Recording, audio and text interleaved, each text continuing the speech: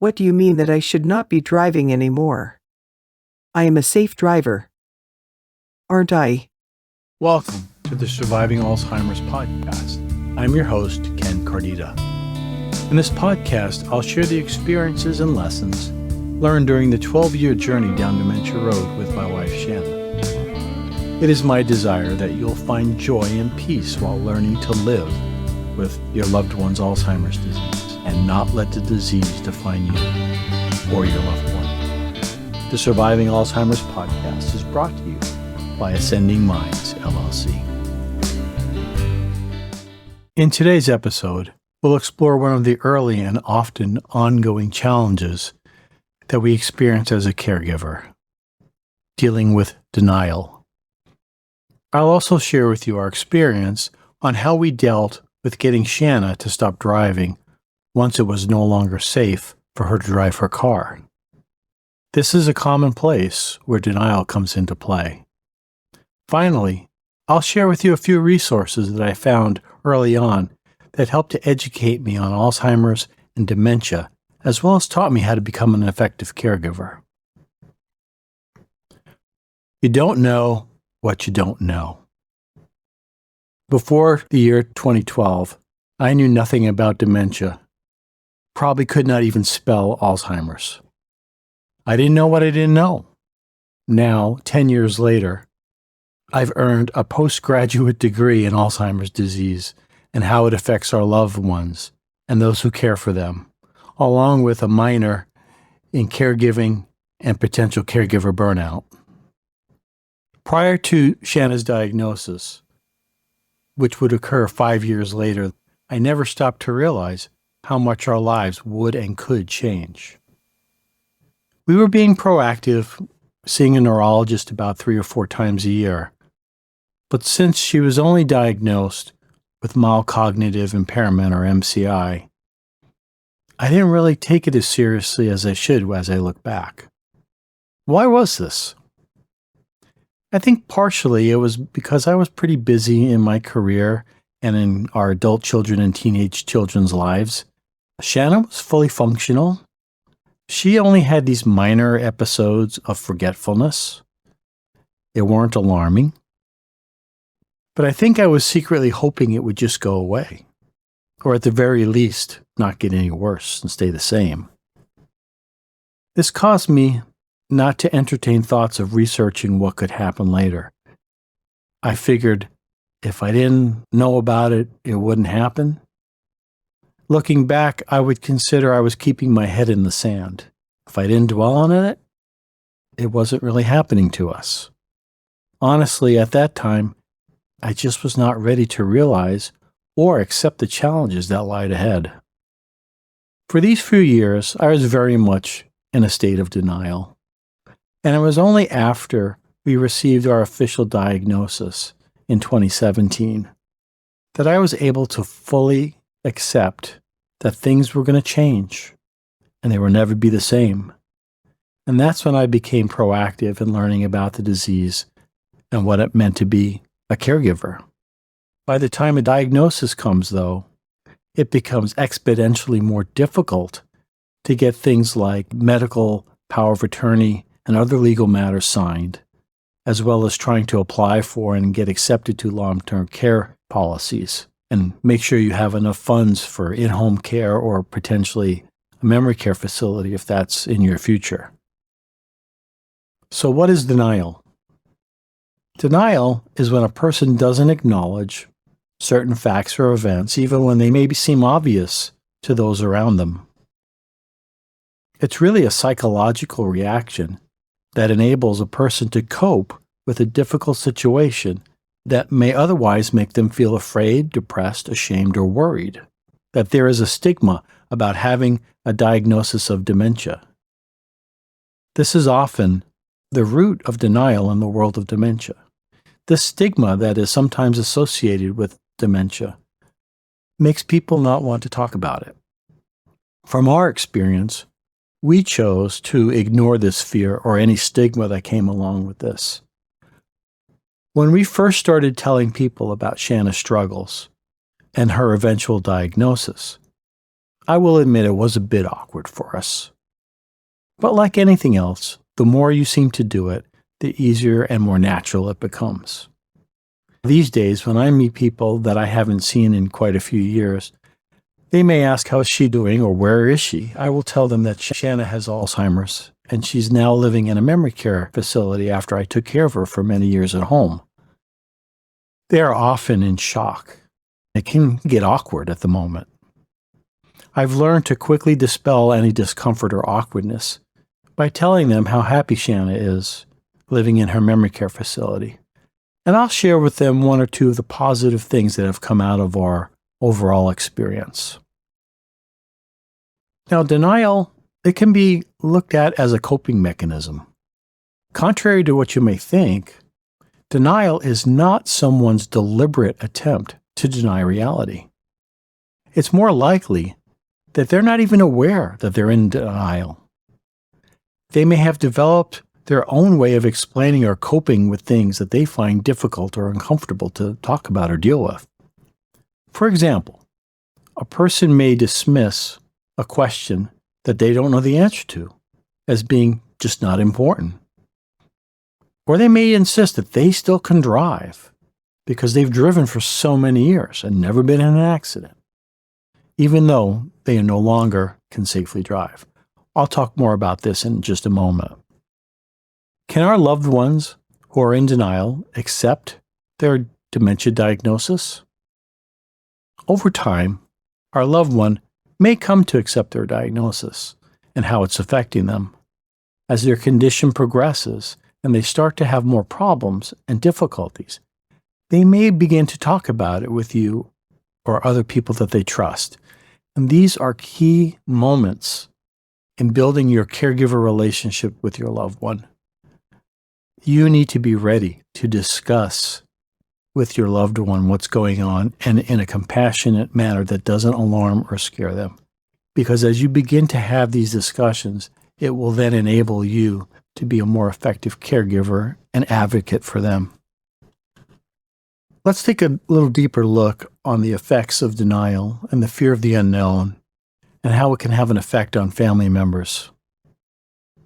First, let's take a look at it from the perspective of our loved one who's experiencing cognitive challenges and is in denial about it. This is quite common, and most of the time, they eventually do come around. I do know of a couple, some friends of ours, where one of the spouses who developed dementia was in denial from the very first signs that they had it to the remainder of their life. I often imagine how much more difficult it must have been for their spouse to be the caregiver, dealing with all the different things like going to doctors, trying to get them help, with helping them with their activities of daily living, like getting dressed and eating and going to the bathroom, all the things that will require help at one point as their capacity is diminished, and not being able to discuss it and talk about it. It's hard enough to be a caregiver when your loved one is willing to accept help. But when your loved one will not admit that something is wrong, this adds to extra stress of caregiving.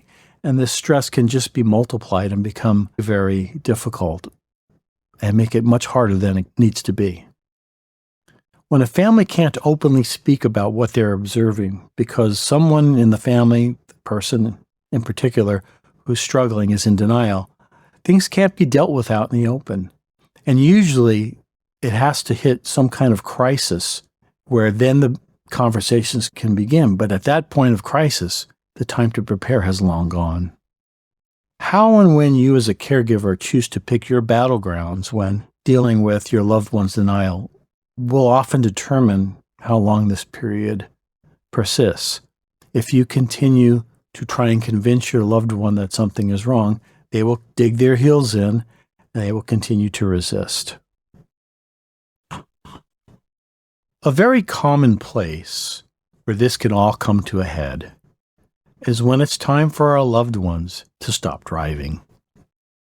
For us, this was a key inflection point in Shanna being able to accept some of her limitations.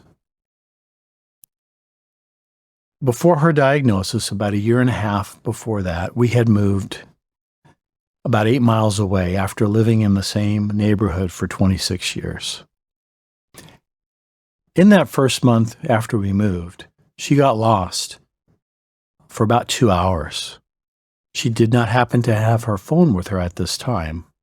When she finally arrived home, she was visibly shaken. She basically told me that she got lost, didn't know where she was, and that it was a miracle that she made it home. She prayed for help to find her way back home. At that time, I just attributed this to we just moved and she didn't know her way around. What I did to fix this, being the engineer, is I took her Garmin GPS and I set it up in her car and I showed her how to use it. And she could always press the home button and it would get her home. So I chose to be in denial that this was related to her early signs of memory struggles. It was just a few months later when I received a phone call from her, and she was hysterical and totally confused. She was lost and did not know where she was. I tried my best to calm her down.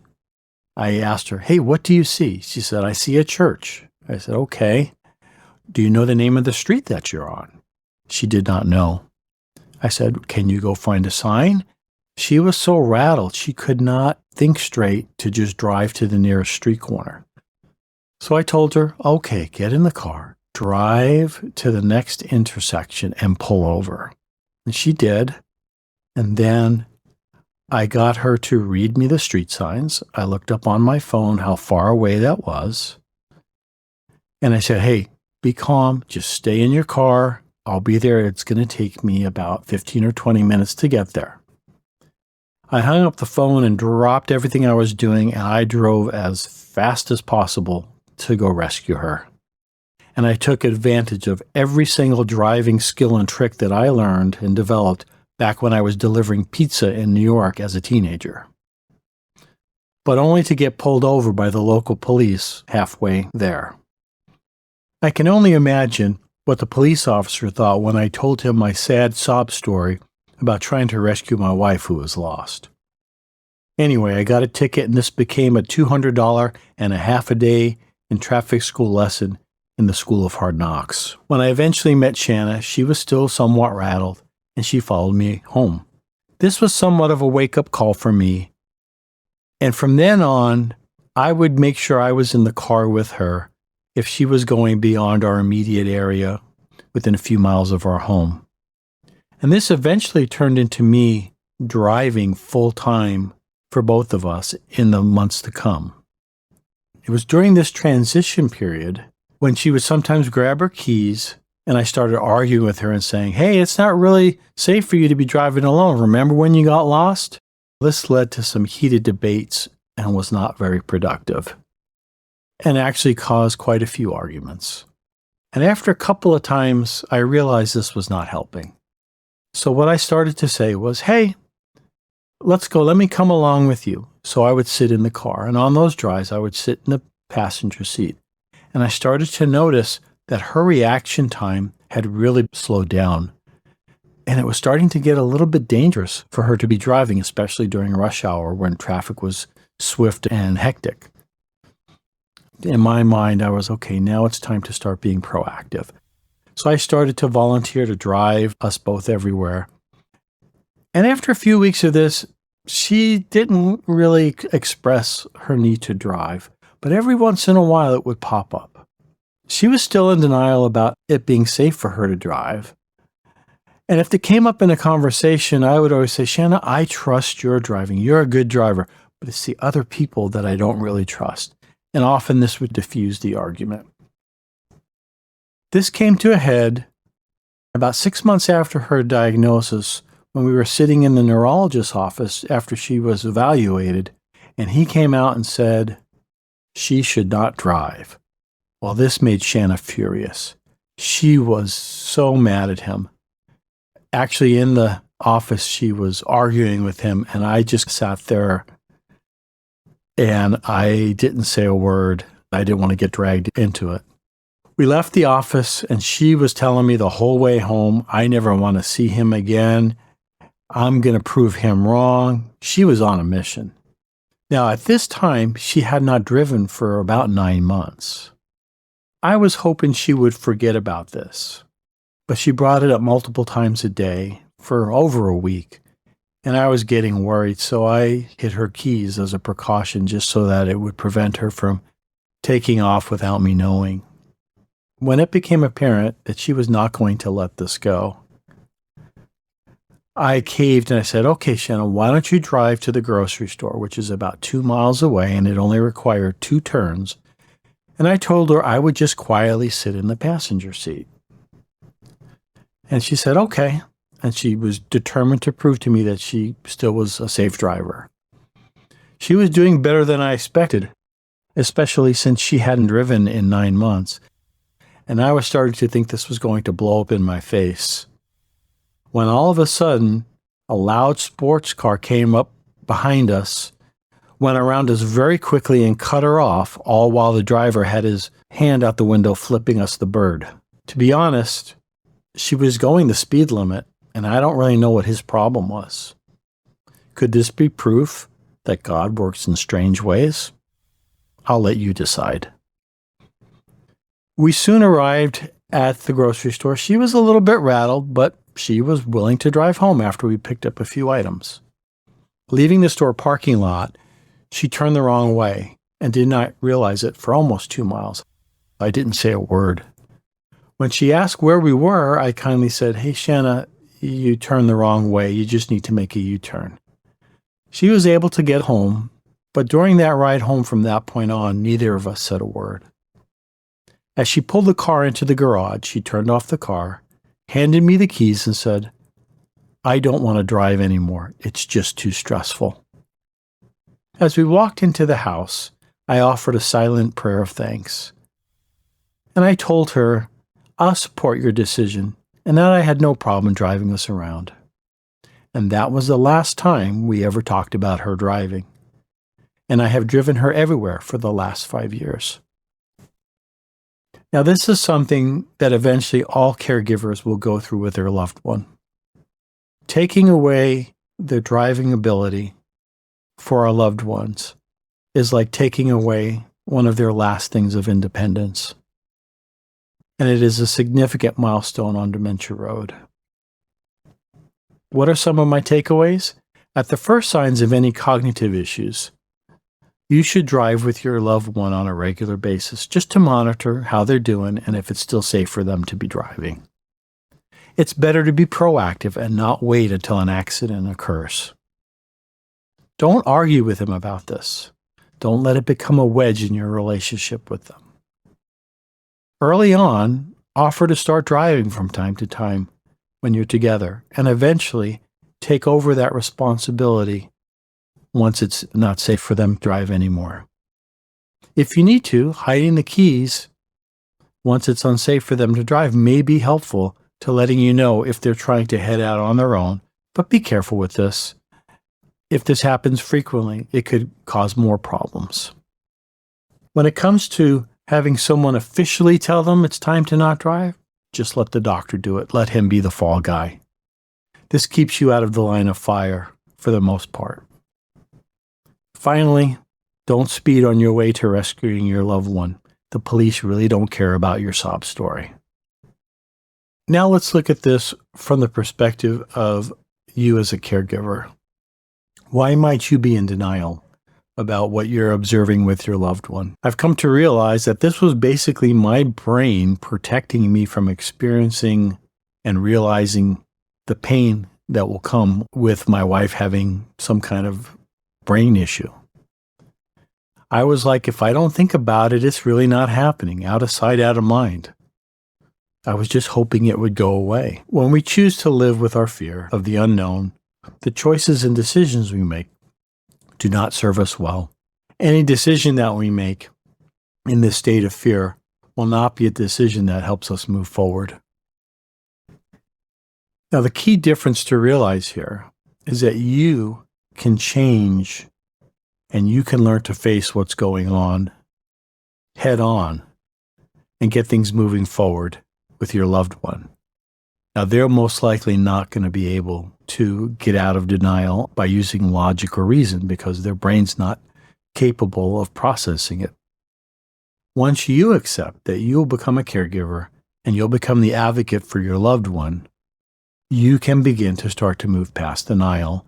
And then once you've passed denial, you can help your loved one. I said I would share just a few resources that have helped me early on, and they continue to be a great value to me. First is the Alzheimer's Association. You can go to their website at alz.org. They have tons and tons of resources and material that will help educate you about Alzheimer's, dementia, what are the differences, what are the different stages of the disease. They have support for those who have Alzheimer's and also support for those who are caregivers. You can get informed on what's the latest research that's going on. Most importantly, they have a list of local resources, and you can find the local chapter of the Alzheimer's Association and what programs that they have in your area. They have a 24/7 helpline that you can call. I only called this one time. I called it at a time where I was having extreme anxiety after a day of dealing with some extreme behaviors that my wife was exhibiting, and I had no one to talk to or turn to, and it was 10 o'clock at night.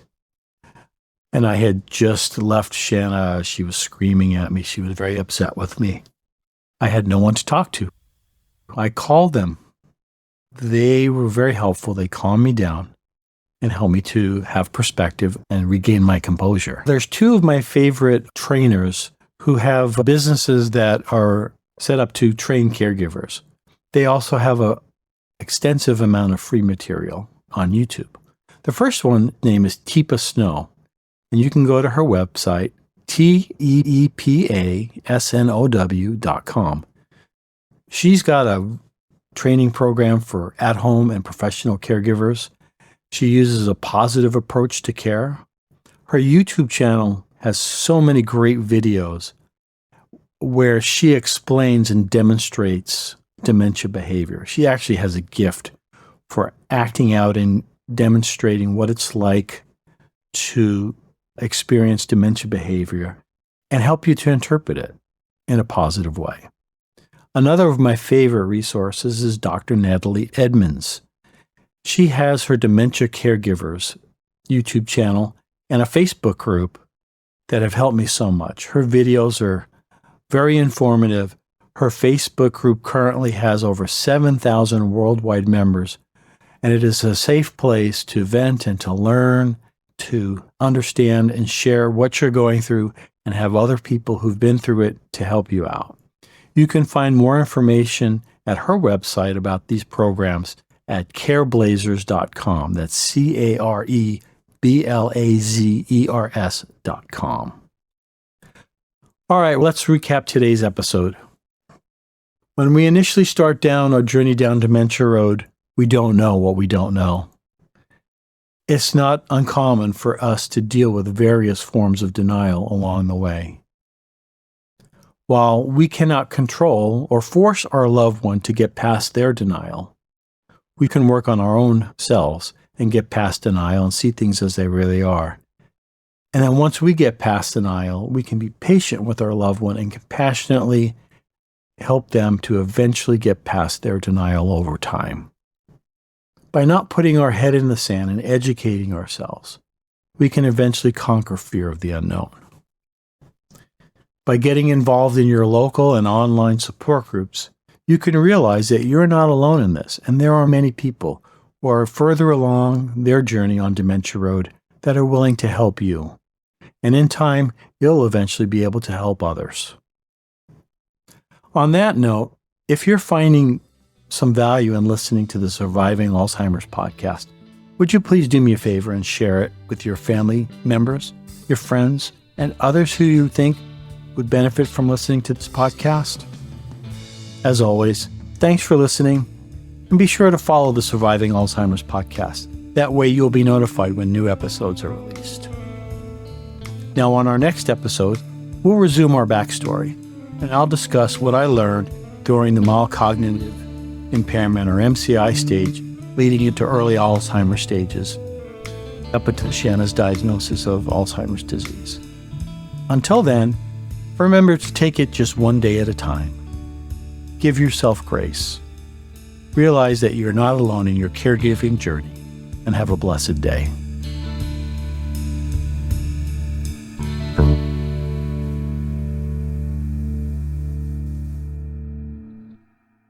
Thanks for watching an episode of the Surviving Alzheimer's podcast. If you're new to this podcast, I recommend watching episodes 1 through 13 in order so that you can learn our backstory. This will make understanding later episodes much easier.